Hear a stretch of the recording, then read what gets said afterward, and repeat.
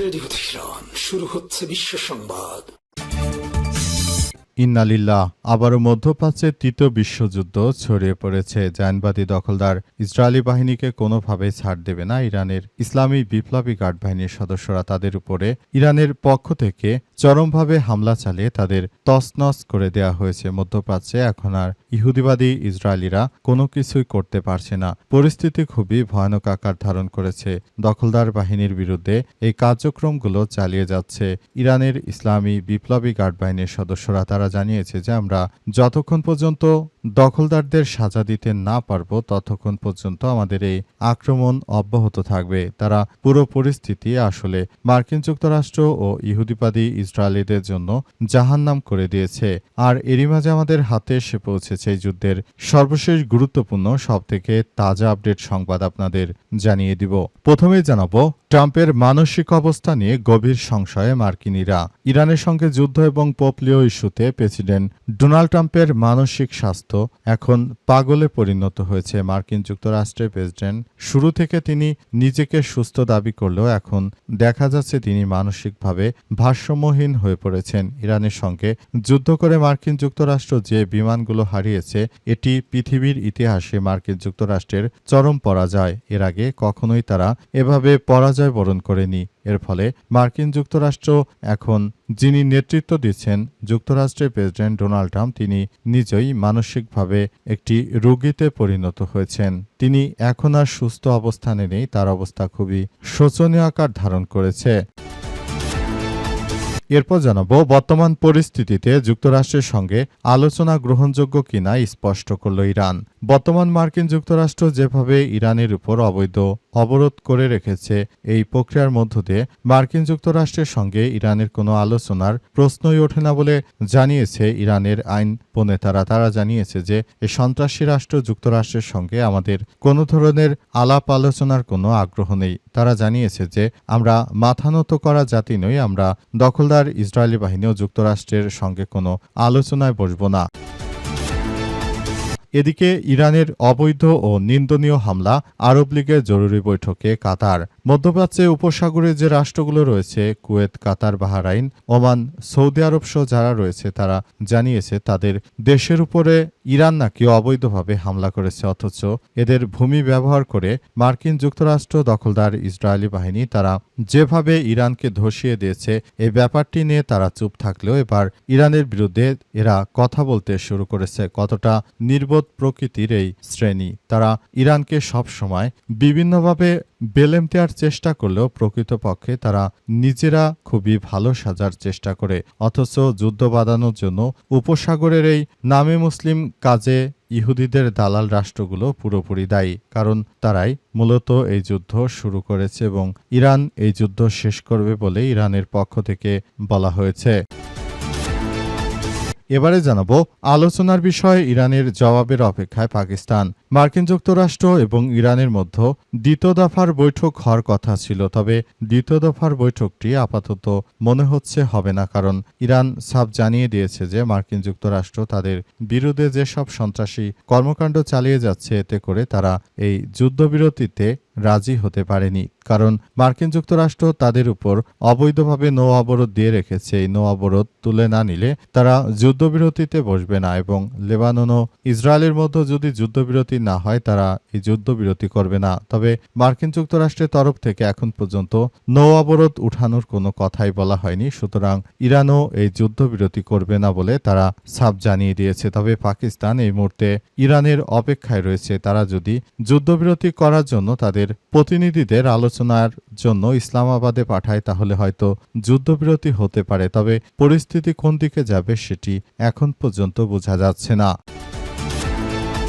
এবং সর্বশেষ জানাবো অস্ত্র হাতে হামলার ছবি ভাইরাল, কলেজ প্রশাসন বলছে শনাক্ত করা যাচ্ছে না। চট্টগ্রাম সরকারি কলেজে জুলাই আন্দোলনের গ্রাফিতি ও ছাত্র মুছে গুপ্ত লেখা লিখে ছাত্রদল ও ইসলামী ছাত্র শিবিরের মধ্যে দফায় দফায় সংঘর্ষের ঘটনা ঘটে। এ সময় কয়েকজনকে ধারালো কিরিচ রামদা হাতে দেখা গেছে। তাদেরকে শিবিরের মিছিলের দিকে দৌড়ে যেতে দেখা যায়। সংঘর্ষে এখন পর্যন্ত অন্তত উভয় পক্ষের 20 জন আহত হওয়ার খবর পাওয়া গেছে। তবে এই পরিস্থিতিতে বিশ্ববিদ্যালয় প্রশাসন বলছে যে তারা নাকি এদেরকে আইডেন্টিফাই করতে পারছেন, অথচ তাদের ছবিগুলো এখন জ্বলজ্বল করছে অনলাইনে। প্রিয় দর্শক, এতক্ষণ শুনছিলেন সংবাদ শিরোনাম, এবারে বিস্তারিত। তবে তার আগে বন্ধুরা অনুরোধ থাকবে এই সংবাদটিতে একটি লাইক দিন। এই চ্যানেলে আপনি নতুন হয়ে থাকলে আমাদের সংবাদটি দেখতে দেখতে চ্যানেলটি সাবস্ক্রাইব করে রাখুন। কমেন্ট করে বন্ধুরা আপনার মূল্যবান মতামত জানিয়ে দিন আপনি বিশ্বের কোন দেশ থেকে বা বাংলাদেশের কোন স্থান থেকে আমাদের সংবাদটি দেখছেন এবং শুনছেন। আর বন্ধুরা, সংবাদটি আপনার সোশ্যাল মিডিয়া ফেসবুকে শেয়ার করে বন্ধুদেরও দেখার সুযোগ করে দিন। গাজা যুদ্ধে আপনি যদি নিরীহ ফিলিস্তিনিদের ভালোবেসে থাকেন বন্ধুরা, কমেন্টে ইয়েস লিখে পুরো বিশ্বকে আমাদের এই সংবাদটি দেখার সুযোগ করে দিন। এবারে বিস্তারিত। ট্রাম্পের মানসিক অবস্থা নিয়ে গভীর সংশয়ে মার্কিনীরা। মার্কিন যুক্তরাষ্ট্রের প্রেসিডেন্ট ডোনাল্ড ট্রাম্প তার শারীরিক অবস্থা নিয়ে সংশয় প্রকাশ করেছে। মার্কিন যুক্তরাষ্ট্রের নাগরিকরা তারা জানিয়েছে যে ট্রাম্পের শারীরিক অবস্থা খুবই খারাপ অবস্থানে চলে গেছে। যুদ্ধ শুরু করার আগে তার শারীরিক অবস্থা যেমন ছিল, এই মুহূর্তে তার শারীরিক অবস্থা খুবই খারাপ হয়ে গেছে। তিনি শুরু থেকে যে ধরনের কার্যক্রমগুলো চালিয়ে যাচ্ছিলেন, এখন সেটি পারছেন না। পরিস্থিতি তার জন্য অত্যন্ত জটিল আকার ধারণ করেছে এবং এজন্য আসলে পুরো বিষয়টি খুবই দুঃখজনক হলেও সত্য আকার ধারণ করেছে। এই পরিস্থিতি এতটাই জটিল আকার ধারণ করেছে যে সবকিছুর জন্য আসলে এই পরিস্থিতি খুবই জটিল আকার ধারণ করেছে। পরিস্থিতি এতটাই খারাপ আকার ধারণ করেছে, এখন থেকে চাইলেও আসলে এটি কোনোভাবে আর বাতিল করা সম্ভব হচ্ছে না। সবকিছু ধ্বংসস্তূপে পরিণত হয়েছে। আবারও ভয়াবহ একটি মারাত্মক ইরানের ভয়ে একটি ভীতিকর রোগের মধ্যে পড়েছেন ডোনাল্ড ট্রাম্প। তিনি মানসিকভাবে হয়তো পাগল হয়ে গেছেন বলে বলা হচ্ছে, কারণ তিনি আসলে কোনো কিছু মনে করতে পারছেন না। সবকিছু তার ভুল হয়ে যাচ্ছে। তিনি এখন এটা বলছেন তো তখন ওটা বলছেন। পরিস্থিতি আসলে ট্রাম্পের জন্য খুবই জঘন্যতম একটি বিষয়ে গিয়ে দাঁড়িয়েছে। ট্রাম্প শুরু থেকে তিনি ইরানকে হারিয়ে দেওয়ার জন্য যে মনস্তাত্ত্বিক খেলায় মেতে উঠেছিলেন, সেটি আসলে আমাদের সবার জন্য খুবই দুর্ভাগ্যজনক হলেও সেটি সত্য আকার ধারণ করেছে। আমরা মনে করি এটি এখন এই মুহূর্তে ট্রাম্পকে কুরে কুরে খাচ্ছে, কারণ ট্রাম্প শুরু থেকে নিজেকে খুবই সংশয়বাদী দাবি করলেও তিনি এখন হাড়ে হাড়ে টের পেয়েছেন যে পুরো বিশ্ব কেউই তাকে পছন্দ করে না। তার ঘনিষ্ঠ মিত্র যে মার্কিন যুক্তরাষ্ট্র, সে মার্কিন যুক্তরাষ্ট্রের ঘনিষ্ঠ মিত্র যে ইউরোপীয় ইউনিয়নের নেতৃত্ববৃন্দরা, তারা পর্যন্ত ট্রাম্পকে আসলে বাতিলের খাতায় ফেলে রেখেছে। সুতরাং নিজে এখন পরিস্থিতির মধ্যে পড়ে গেছেন এবং তিনি আসলে কোনো কিছুই করতে পারছেন না। তার জন্য অত্যন্ত দুর্ভাগ্য একটি ব্যাপার হয়ে দাঁড়িয়েছে, কারণ তিনি শুরু থেকে এসব বিষয়গুলো নিয়ে যে সিরিয়াসনেসের মধ্যে ছিলেন, এবার তিনি ফেঁসে গেছেন। বর্তমান পরিস্থিতিতে যুক্তরাষ্ট্রের সঙ্গে আলোচনা গ্রহণযোগ্য কিনা স্পষ্ট করল ইরান।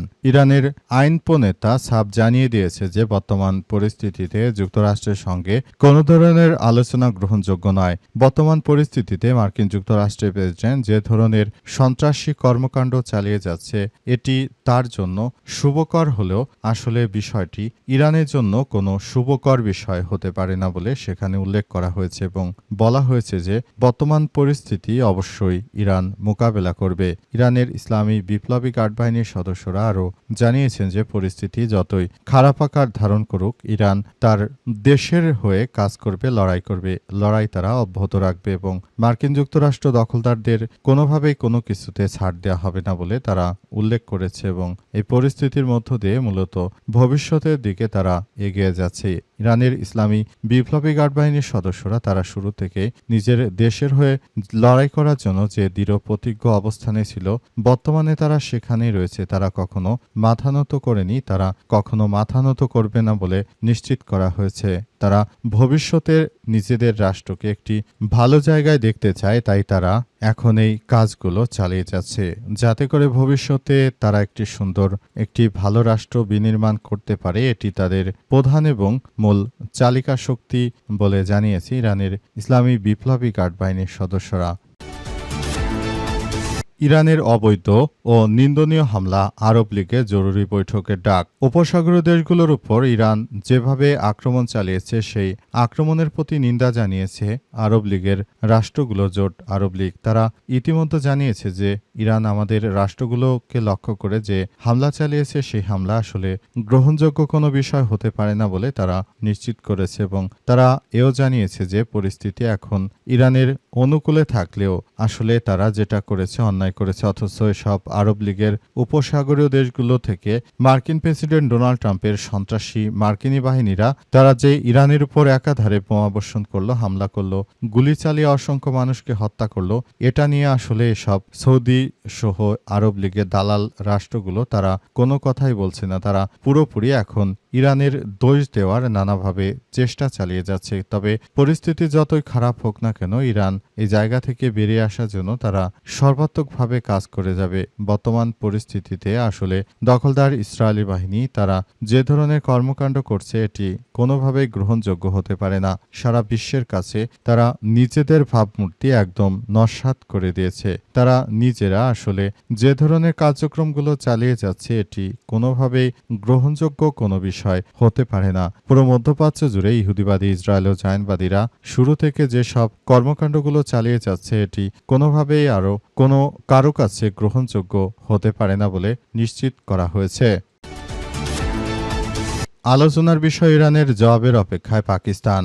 ইসলামাবাদে যুক্তরাষ্ট্রের সঙ্গে পরবর্তী আলোচনার অংশ নেবে কিনা ইরান সেই অপেক্ষায় রয়েছে পাকিস্তান। পাকিস্তানের পক্ষ থেকে আসলে ইরানের সঙ্গে আবারও নতুন করে যুক্ত হওয়ার চেষ্টা করা হচ্ছে এবং বলা হচ্ছে যাতে করে ইরান দ্রুততম সময়ের মধ্যে পাকিস্তান ও ইরানের মধ্যে যুদ্ধবিরতির বিষয় নিয়ে আলাপ আলোচনা শুরু করে এবং পাকিস্তানের পক্ষ থেকে ইরানের প্রতিনিধিদের আনার জন্য তারা ফাইটার যুদ্ধবিমান নিয়ে আসলে পরিস্থিতি সামাল দেওয়ার চেষ্টা করছে পাকিস্তান। তবে এখন পর্যন্ত ইরানের পক্ষ থেকে জানানো হয়েছে যে মার্কিন যুক্তরাষ্ট্র যেহেতু কথা দিয়ে কথা রাখেনি, এই পরিস্থিতিতে কি হতে চলেছে বিষয়টি এখন পর্যন্ত আমরা বলতে পারছি না। পরিস্থিতি আরও ভয়াবহ খারাপের দিকে যাচ্ছে।